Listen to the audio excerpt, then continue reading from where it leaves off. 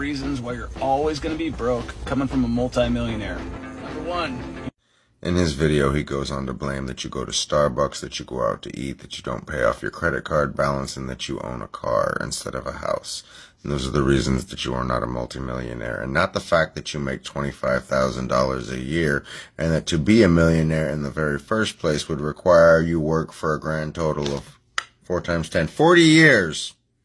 Oh, and that's not paying any taxes into it at all. Yes.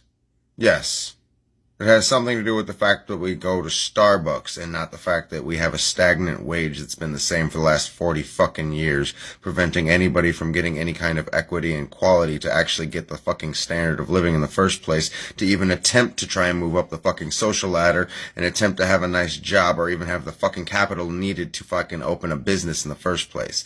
Yes, it has everything to do with Starbucks and not to do with the fucking lopsided nature of the fact that I guarantee you your entire schooling was paid for by your fucking parents.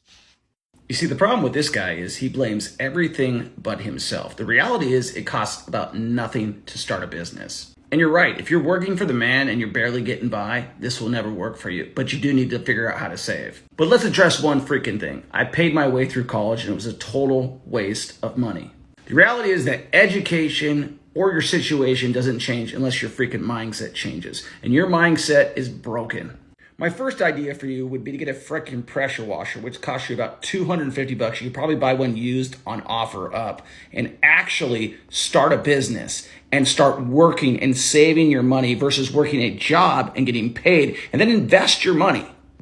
The second thing I would do is actually stop making excuses and change your freaking broken mindset.